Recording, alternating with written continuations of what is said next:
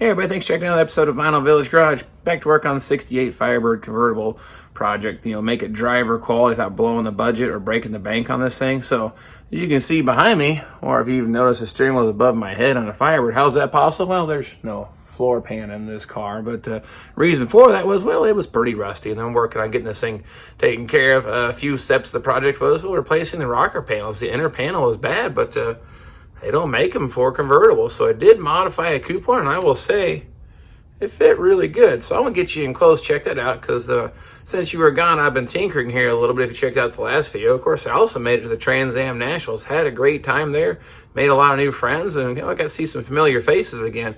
Plus, inspires me to get back to work on this thing. So I've got another Firebird on the other side of the garage here that really want to get back to work on, but I want to get this one done first. So let me get you up to speed, see where we're at, and get plugging along here again.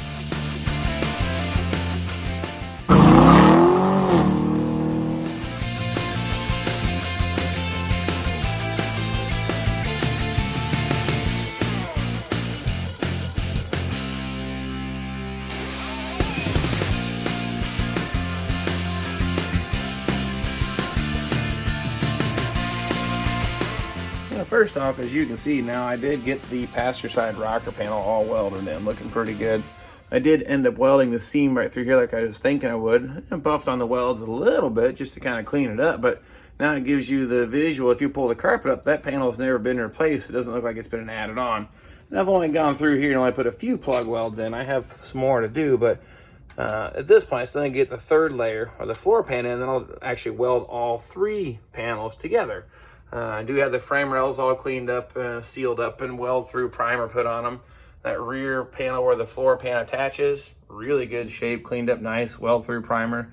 Same as the frame rails. Now, next step is the driver's side rocker panel. I'm only going to replace about the rear third of it. It actually wasn't nearly as bad as the passenger side, but unfortunately, this little panel here, well, it's missing. It actually is in pretty bad shape. So I have to hand fab the little panel here, and then I'll get my, I guess you could say, patch panel installed here on that rocker panel.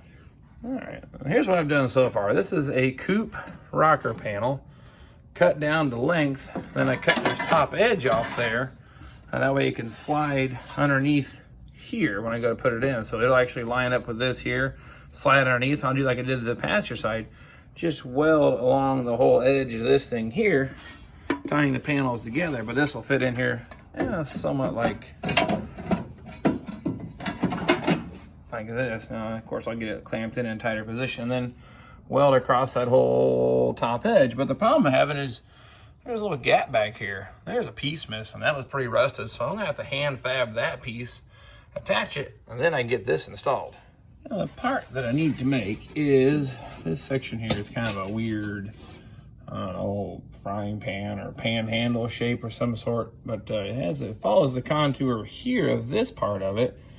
Lays flat and has a 90-degree ledge all around to here, then also turns 90 degrees down to attach the fender well. So what I'm going to do, make a cardboard template of that one and then reverse it so that I can install one over here, because you can see this metal lays on top of here, which is good, but it should come out here and come this direction and straight down. So hand fab that piece, then I can get this inner rocker installed.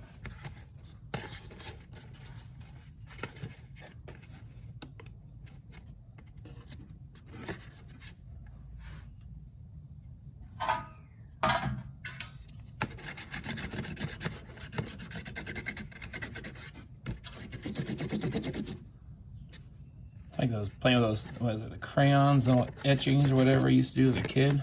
Now what I've got, now you look, there's the line of what I need to cut it to. So I have an idea what that's supposed to be like in the shape. So check this out. When I cut it out, I know how to make it. Then of course the other side has to be reversed. I just flip the template over, simple as that. Get the old trusty Harbor Freight scissors that cut just about nothing. But in this case, I think they'll work fine.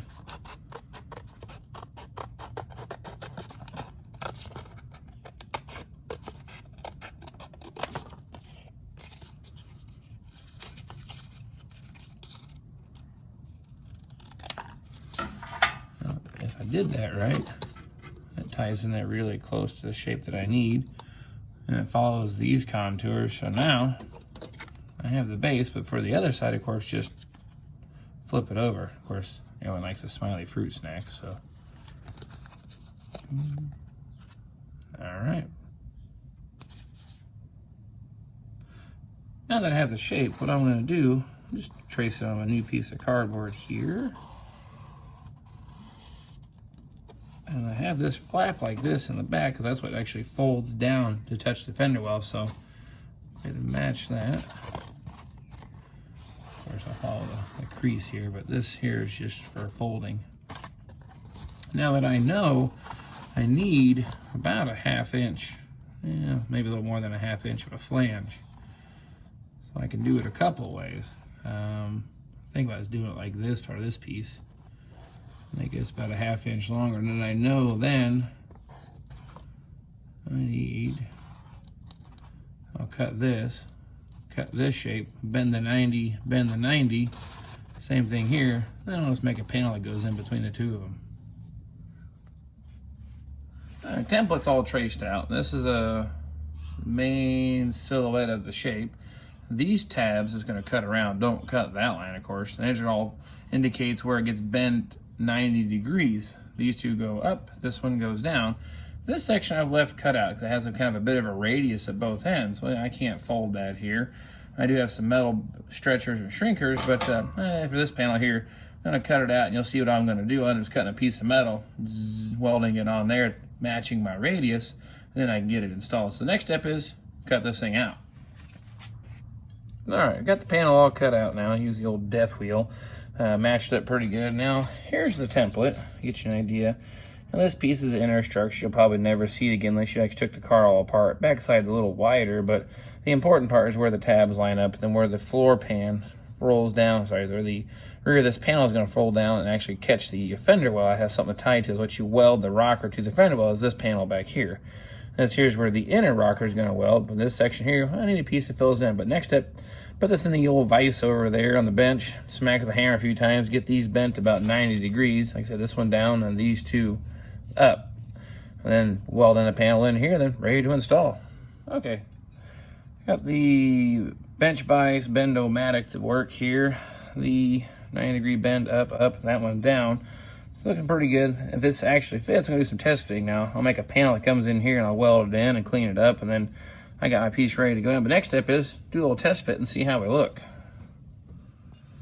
Now that sits here and hangs off the back edge here. Of course, there's no fender weld tied to it, but we're going to do some patching on that too, so that way I have something to weld to. That's why that flange is important. But it appears when I made the statement of this back edge being too long, well, can't really see it, but this comes down, it has about a 50 degree bend here. It's actually hitting up on the panel on the upside, so I do need to trim the backside down to get this to fit, but that's going to be the next step. And then actually once it fits down nice and snug, get that welded in and clamped into place, we should be good to go. All right, got that back edge trimmed in like I probably should have done to begin with. And now put this into place. Should be a little stagger right there. See the lip there? They actually should line up with that. Hangs over the end, so now it fits it down nice and flat. So I think next step is make this little piece here. All right, we got the little piece here cut out and ready to weld in. I guess one of the things I wanted to mention, I do all this stuff. I kind of tinker. I've been playing in the garage. All this stuff has been self-taught. I watched a few shows called Overhauling and some other shows when I was growing up, but let's just say for the most part, a lot of trial and error. I just kind of jump in there feet first and hope to God that I don't drown. But so far, I've come out pretty lucky. But I wanted to share what I know. Maybe it's going to help you out and expedite your process. Because, YouTube wasn't a thing when I first started doing this stuff over 20 years ago. It was grab a book at the library or read a few magazines and thumb through it. So now you get to see some live information how to do this stuff. Maybe that helps you out. Now, there's probably some of you professionals out there who've been trained or know better that maybe this isn't the way to do it. But I get the results that I need. It seems to hold up and works really good. And of course, I have fun in the meantime. So hopefully you are too, just the same watching us. So like I said, next step is burn this together, get it all put as one piece, then get it put into there and get ready to put that rocker panel in.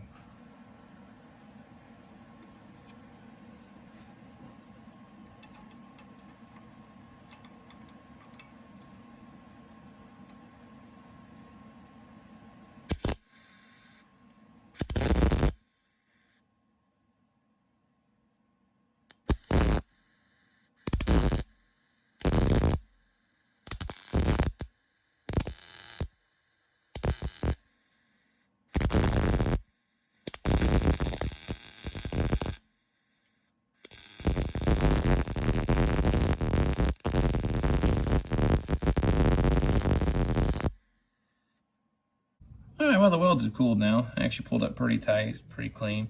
Now, being a self-taught welder, a lot of trial and error, reading some books and burning a lot of holes and a lot of sheet metal. But the heavier gauge stuff like this frame material, I guess if you want to call it frame material, but this is a lot heavier gauge than the normal sheet metal on the side of the car. A little easier to weld the heavier gauge, but you know, buy you a cheap welder, start burning an exhaust or burning some components up that don't really matter a whole lot, and learn how to weld, and then welding sheet metal becomes a whole lot easier. The thicker the gauge, sometimes a little bit easier, but I learned how to weld on super thin sheet metal, so this stuff's not too bad, but I'd say this looks pretty good. I may buff on the welds a little bit to help disguise the fact this was a handmade panel from a fruit snack box, but nonetheless, fits what I needed it to. It'll pull up tight. I'll hammer this back up, pull it up nice and snug, and then a new panel will actually have something to tie the top and the bottom of the rocker panel together, and now I have a place to mount the fender well to also. Okay, next step.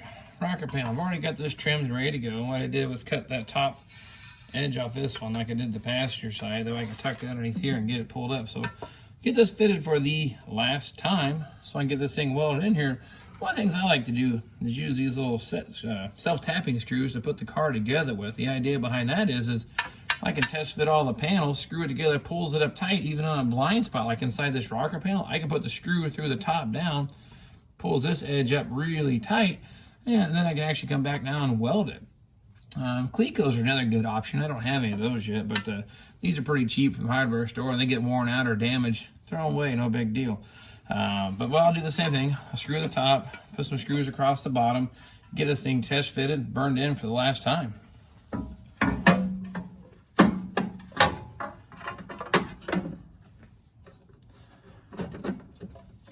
Now, I also like using these magnets. They're super, super strong. By themselves, not too bad, but I'm no longer allowed to play with these at work because I have two of these and they stick together really good. Well, they pinch my skin and actually caused an injury. I guess you say minor injury, but the part was I did it twice, so I'm not allowed to touch these at work anymore, but I'm at home, so it's okay.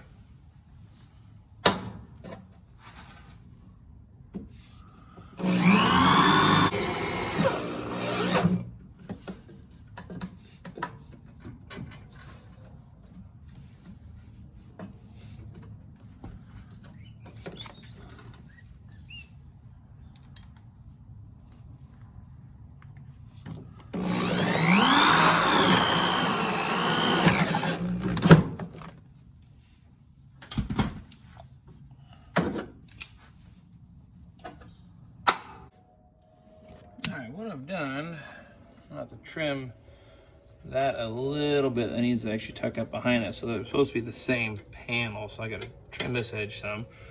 But the idea here is it's pulled up really tight. This is the factory inner rocker panel. This is my rocker panel.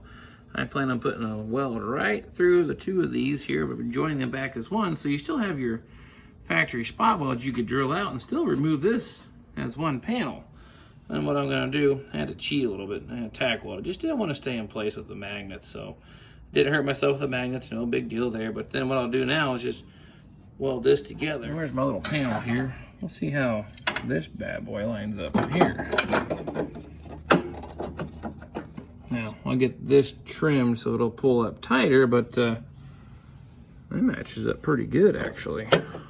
So get that all clamped into place, put in there. And then we'll have ourselves a good driver's side inner rocker panel to install that floor pan.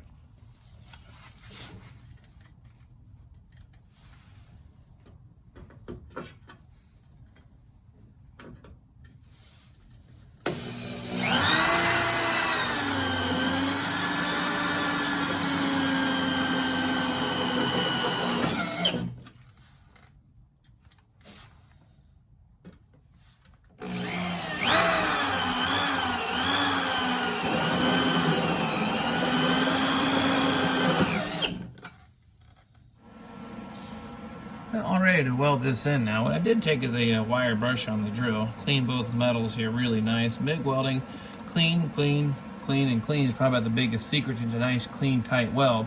I got just a little bit of a gap between the two, which is perfect for some place for the wire to go and draw these panels together. So I'm going to go ahead and burn that bead in. It's heavy enough gauge. It's not outside sheet metal. I'm not too worried about warpage, but I might tack then lay a bead on that, then fill up the gap between where the two come together here in the front. So next step is burn this thing in.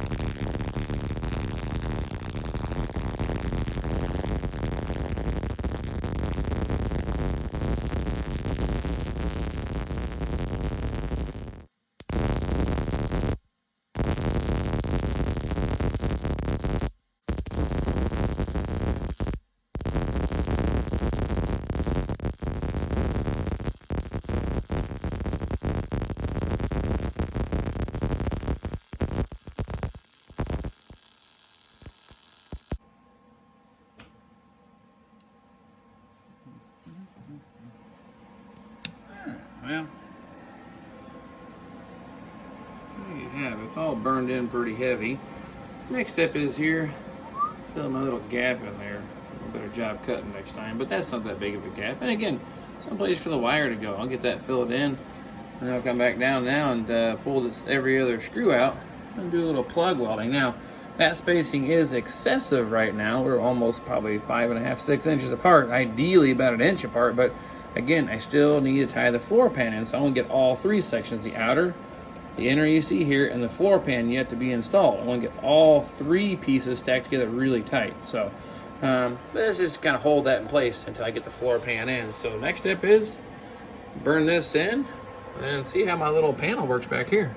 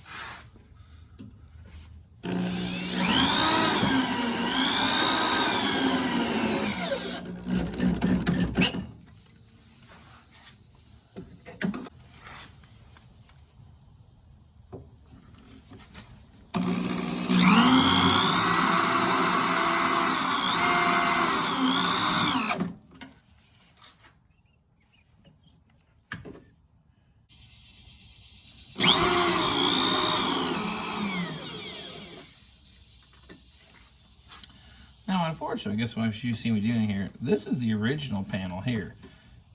There's a factory plug weld there and there. They didn't hold up. After cutting just this panel out, knocking it loose, it popped those spot welds. So I'm going to reattach that here.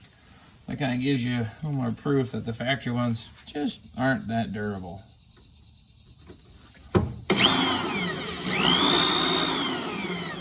When I get it to go through, you might be able to see in the camera, this back panel actually, it'll draw up tight to it here.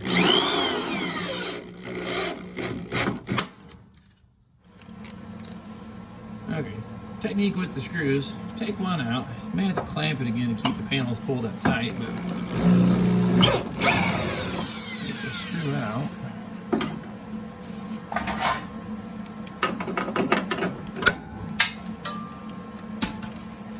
Come back with, say, like a 1/4-inch drill bit and drill through.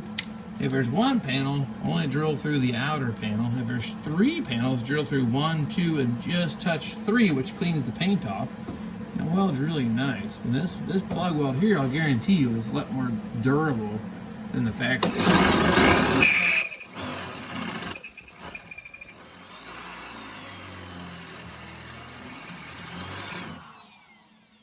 So far I've got through one layer.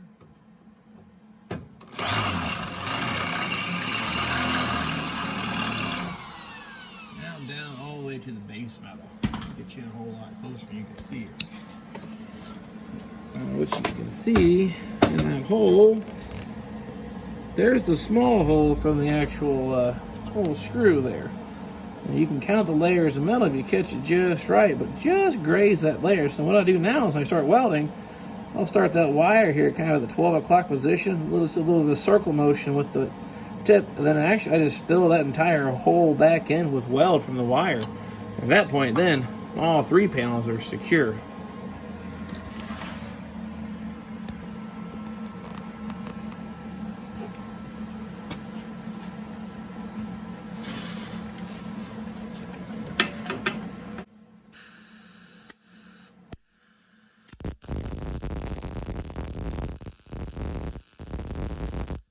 Get you in here a little closer. What I've just completed was this one right here. Now, if you look at that, if you know anything about spot welds, that looks very, very similar to a factory spot weld.